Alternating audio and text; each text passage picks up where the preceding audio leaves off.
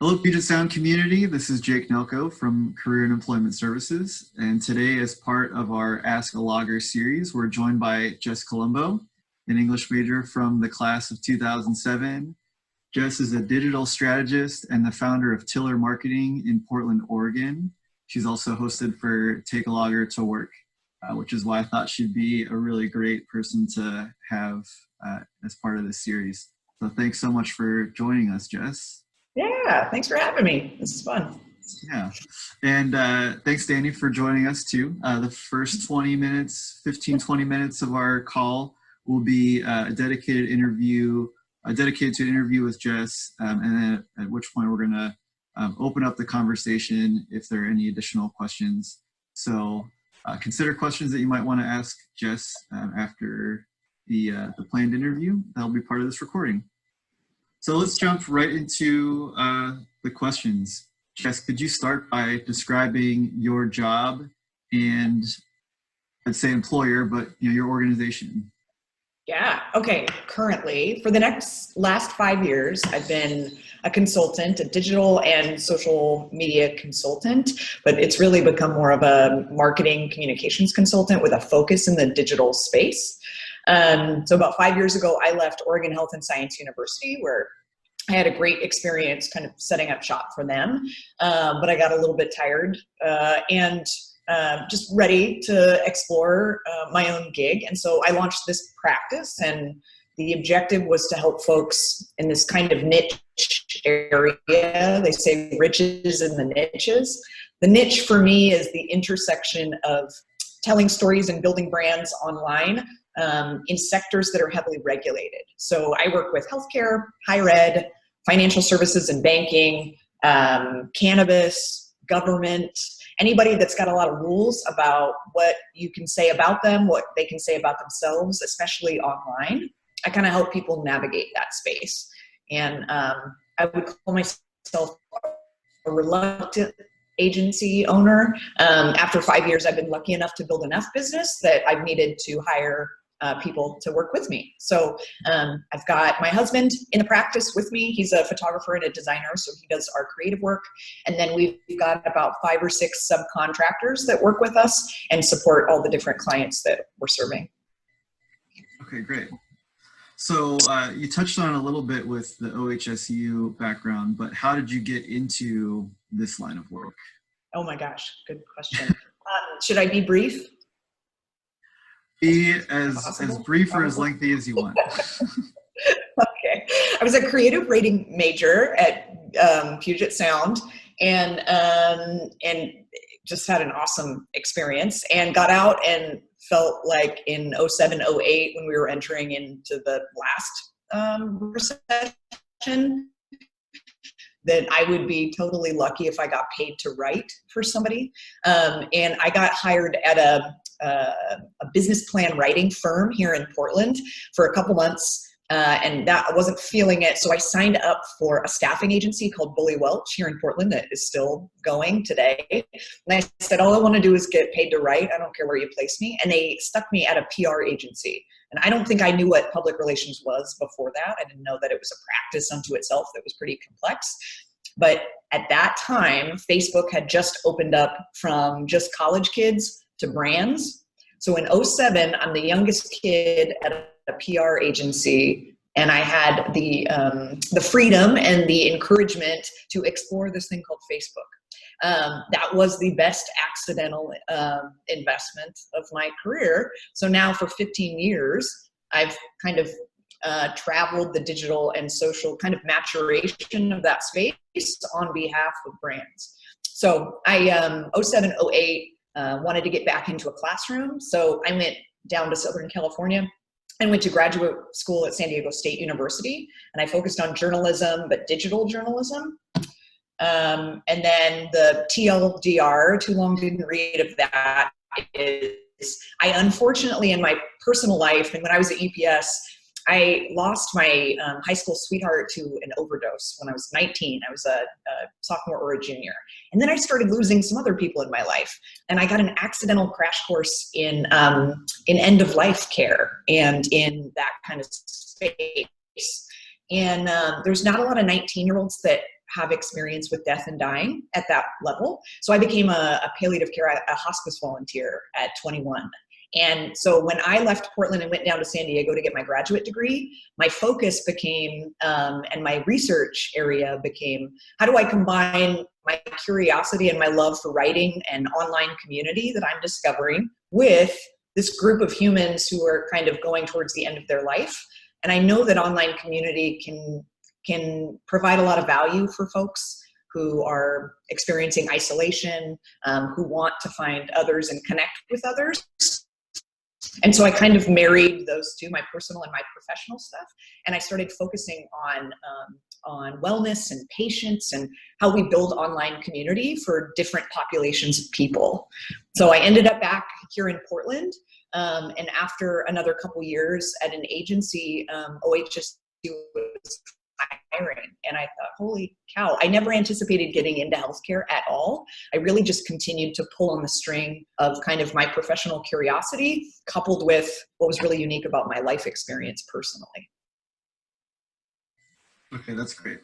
All that context is helpful to kind of understand, Sure. The weaving of experiences too, which is something that we're not always thinking about.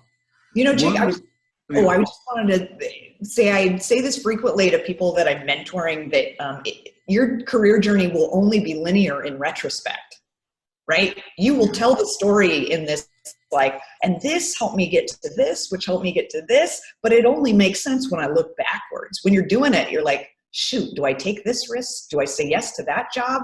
And I remember talking to a therapist. I was actually evaluating taking the the OHSU job versus another really cool job opportunity. And I said, what if I make the wrong decision? And he said, play that out for me. What happens? And I thought, then I'll die. I'll fall off a cliff. I don't know. I don't know. What does happen? My whole life ends? No. Then you get there and then you pivot. And thinking of my career journey as a series of pivots has given myself, it's a more generous way to think about what decisions you're making, so that it's not going to be the end of the world if you choose a direction and it doesn't turn out the way that you thought. So anyway, if that's helpful to folks, that's been helpful to me. Yeah, that's very helpful. And it's pretty consistent with, the conversations I have with students where I'll kind of say, start moving in that direction. Maybe you've got this linear path that you want to head to, but chances are you're going to end up somewhere adjacent, or the unique thing that you're bringing to the table might lead you to this kind of niche thing where, if you sought out that opportunity at the beginning, it might not have made sense, or it might have been too specific, but you end up in places that make sense because of the opportunities that present themselves. So I love that.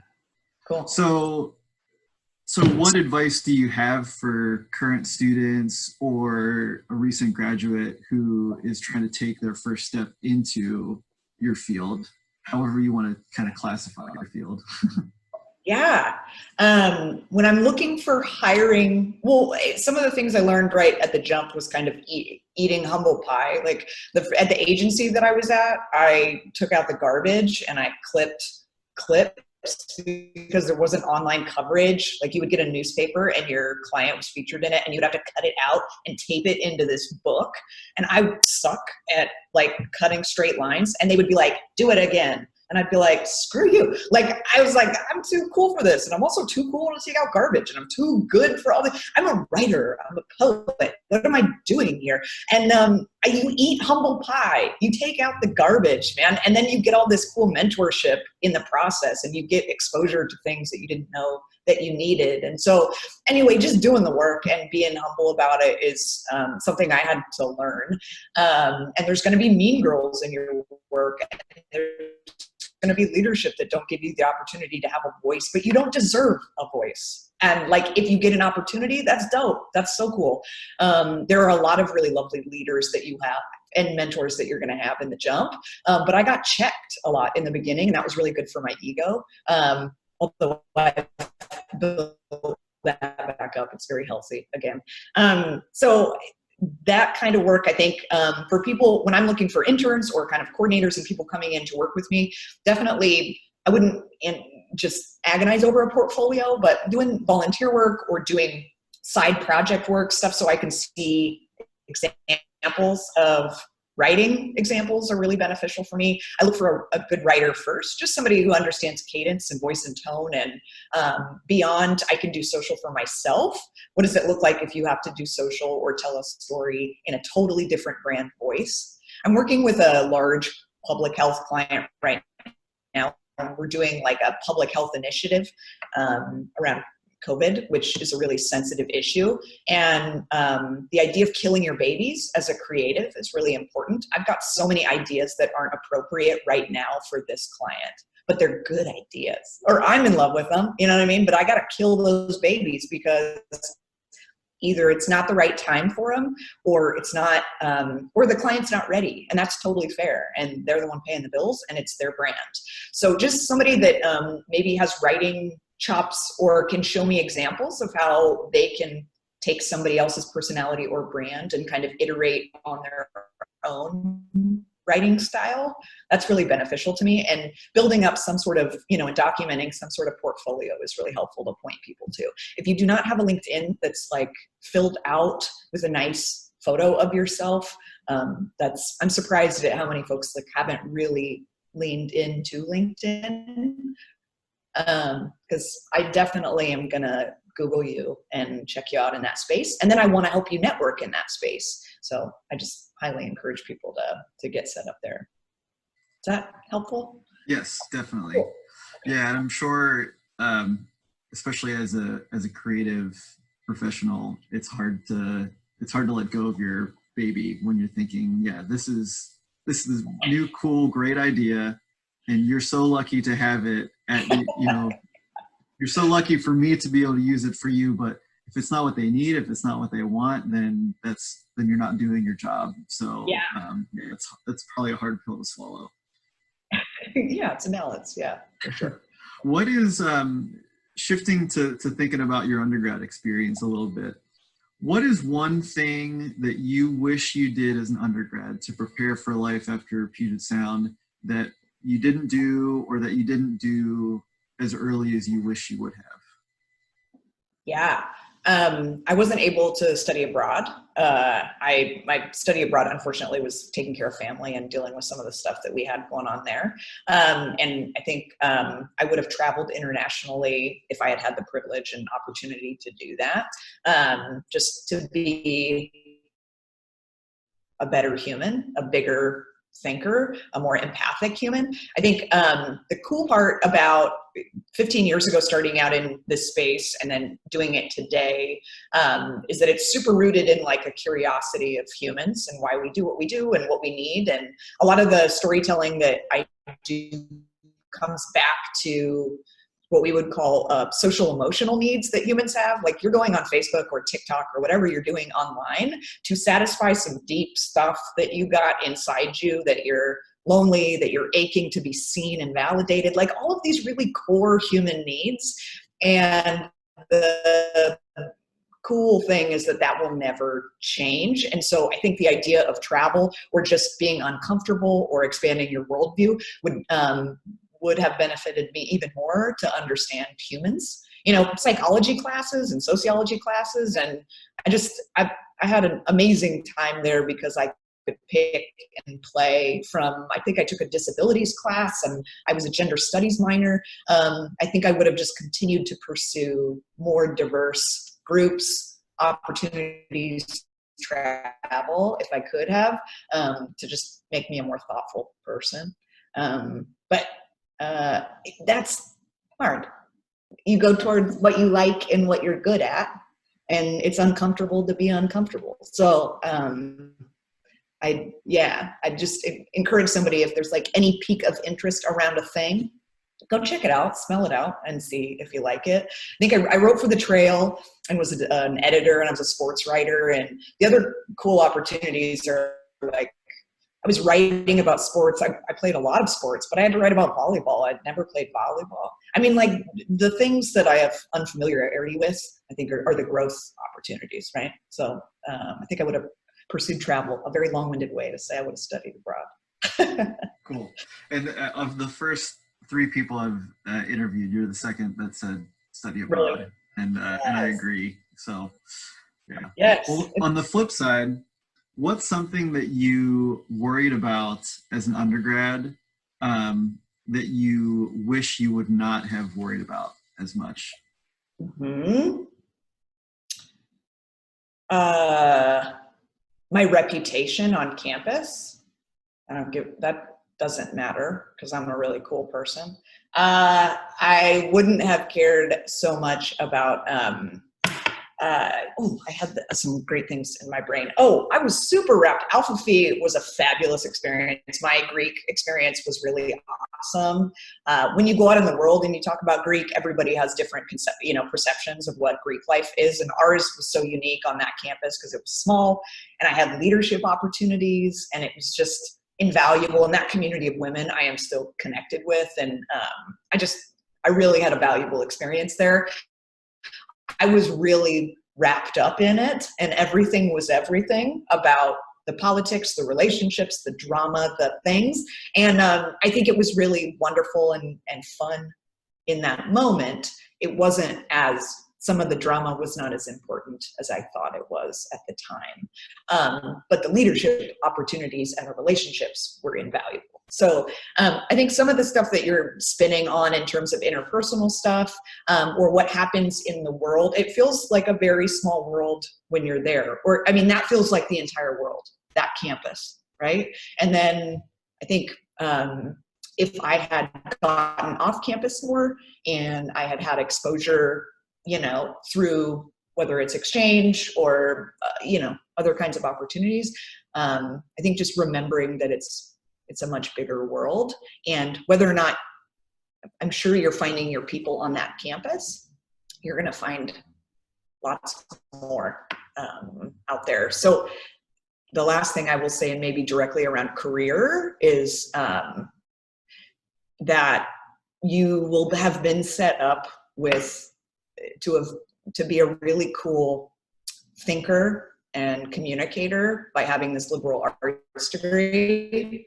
And whatever you do, you will be at an advantage coming out of Puget Sound on being able to tell the story of just how you're a critical thinker and to be a great communicator. And so I took admin jobs, I took daycare jobs, I took a lot of part-time jobs, especially during the recession and when I was in graduate school. And it's all good. You're gonna be fine as long as you can eat humble pie and do what needs to be done to pay your rent. You're gonna find some stuff, So working your network and just not taking the weight of the world on you, because it's a big world and there's just a ton of opportunity and humans that want to be helpful to you. Great. Yeah, that's helpful and consistent advice from other people. Oh, good. Yay. I want to say something. So I'm gonna shift to a few questions that were submitted via Instagram that I wanted to get on this recording, and then we can open it up after that. What inspired you to be an English major? And this person also wants to know, do you have any regrets around that? No way, man. Writing is my entire career. I mean, I am super self-deprecating. I do a lot of public speaking, and I'll say, now I'm the tweeter girl, and instead of haikus, I'm writing tweets, and nobody pays for that. And there is a lot of social media is still something that, especially in corporate environments with maybe different generation of leadership, that is not valued in some context and in some rooms. And so I'm still fighting as a young woman who does social to be validated and valued and paid fairly for the work. And yet to have built a career where I get to still write and be a communicator and to build a business in that way. Bev Connor and a lot of my professors on that campus made it a really awesome experience. I feel totally spoiled that I got to sit there for 4 years and write and read for 4 years and play around, and then come out with a tremendous degree that really put me ahead of a lot of my peers. So no, I wanted to read and write, and that's what I got to do for 4 years. And I was totally lucky to have that experience. And it pays my bills pretty well now. So yeah. Great. Good. Thanks for that. Yeah. The second of the three social media questions, so or Instagram questions, I should say. One person said, the work your agency does sounds really interesting. Do you hire interns? Yeah, totally. We haven't had many, but we've had a few. And yeah, absolutely. The caveat I'm going to say is that other people will pay you better as an intern than I would. So, but what I do, I think so my business in 5 years is 100% referrals. So I've never bought an ad. I've never, I think I've gone for one RFP, or what you call a request for proposal, as an agency where you submit a pitch or a proposal to get a job. But 100% of the work over the last 5 years has been referral based. I work my network incessantly, which just means that I give to my network incessantly. So the same way that I practice as a social media manager of like, give to your community so that they're primed when you make the ask. I do the same thing with my network online and off. And I say that all to say that, yes, we could talk about an internship, but more than that, yes, look at my LinkedIn network and see who I'm connected to, and then give me a reason to give you an intro, because your network is more valuable than a lot of things when it comes to career development, and especially depending on the city that you're in. Portland is a small town when it comes down to it, and people like people. And so as generous as you can be with the folks that in your life to prime them for when you're in need and you have an ask that you want to make, hey, can you make that intro? I would love to make introductions for people, because I think those would arguably be more valuable than an internship, but I'd also be stoked to talk about an internship. Cool. Great. Yeah. Thank you. And then the last question that I'll ask, which ties up well with generally what I would like to ask anyways. Yeah. Someone said, you graduated around the Great Recession, and now students are facing the Great Lockdown. So what advice do you have for navigating that?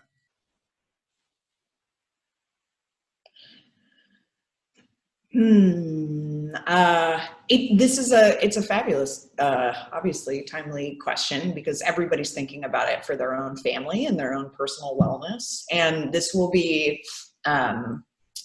completely different than the last one. The last one, absolutely, they were cutting the fat, trimming the fat on a lot of companies, and marketing gets trimmed. Social media gets trimmed, and the owner's daughter's going to do it because she basically can do TikTok, right? So social media will get cut. And, professionally, I would be thinking about just certain areas where trimming the fat, might come into play for your skill set. But this is going to be really, really different, and it's going to be longer, and it's going to be harder. So I think kicking yourself when you're down is something that we're all prone to do. So you get a job opportunity that's pretty good, or that's got financial security, or that gets you into a position to almost be in the role that you want to get to, that is going to be killing it. Give yourself credit, and don't kick yourself when you're already working your butt off by saying, yeah, but it's not this other. Comparison is the thief of joy, and this will be a journey. And in the beginning of your journey, it will not be the job or the career necessarily. And so I think giving yourself a lot of grace and generosity about the fact that, like I said, I answered phones at a healthcare clinic for a while, and I was a daycare person for a while I was getting my degree, or while I was working on portfolio stuff, while I was doing other stuff. So I think with anxiety and the promotion of the hustle economy and the gig economy and stuff, that you're reminding yourself that you're doing enough and that you're kicking ass, even if you are not at the thing, is going to be a really important part as we all ride this out together, and being super engaged with your network. Plug into every staffing agency in your city. Just put your name in and apply to every staffing agency, because then you have recruiters looking for work on your behalf, right? And they get paid if you get paid, but they're not taking anything out of your pocket in the meantime. So I think that's a, low hanging fruit for people. And then working your network on LinkedIn and elsewhere, I think that's going to be invaluable in the next couple years. But get in where you fit in and learn and be mentored, and we'll get through it. But I'd squirrel stuff away too. I mean, we're not sure what this is going to look like financially. And so anything you can squirrel away, and I would like to be traveling more, and I would like to be doing fun things and like to be doing a lot of bigger life things actually. But I've had to put a lot of things on pause just because we're kind of feeling out where we're headed. So I don't know if that's helpful, but there's a lot of unknown, which is overwhelming for folks right now. So yeah, definitely helpful. And I graduated from my school in 2007 also, and I did a year-long internship, and then I was in the job search again in 2008, which was worse. Yes. Or worse than 2007, that is. But I mean, I'd say the same thing. I've been telling people the same thing. I worked in restaurants for a while to just pay bills, and frankly, that made my work ethic so much better. I mean, that was the humble pie that I needed, of like, you got to get in there, you got to work hard, you pick up extra tables, you pick up extra shifts, you got to prove that you're worth, putting on those Friday and Saturday nights. And I never learned to work harder than there. And I met like really great people, and I'm thankful that I don't have to do it anymore, because it was difficult and not a good fit long-term for me. But I feel like I'm a better person for navigating that, but it was not enjoyable in that stretch. The whole thing was not enjoyable. So right. Everybody will be coming out of this phase too, telling a similar story. So thinking about, what am I going to tell people about why was I a food server for 3 years? They know why you were a food server, because you were busting your ass. And the other thing, so like the idea that it'll be very easy to tell the narrative. Hey, here's what I got out of that experience, and here's what I did in this. It'll be very simple to tell that story to a potential employer when we're on the other side of this whole thing. So I wouldn't stress about that either. Like, how am I going to justify it, or how am I going to explain that I've only got 5 years of experience and it's all in an industry that's not what I'm trying to get into? That's okay. There's going to be a lot of cool stories you can tell about what you did gain in that timeline. The other thing that's striking to me about quarantine and this time that we're going into is I have an agency, and maybe externally people think I'm pretty successful and I have the things that I always thought I wanted. I feel like a sellout. I'm not a writer like I thought I was going to be. I thought I'd have 3 books by now. You know what I mean? Like, and if I wanted to be a writer, I'd be doing that work. I would be writing every morning, and I do my morning pages like a lot of disciplined writers do.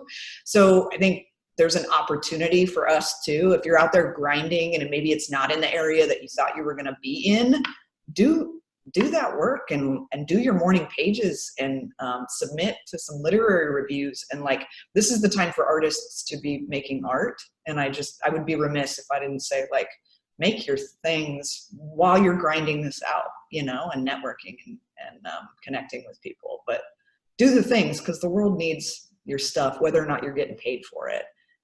That's not why it's valuable. I wish I had known that. Good. No, that's good advice too. Yeah. We're going to open up for additional questions in a minute, but I want to thank everyone for watching this Ask a Logger interview with Jess Columbo. For more information about how CES can support your career development, visit pugetsound.edu/CES to schedule an appointment with a career advisor like me, and we'd love to help. So thanks, Jess. Thank you.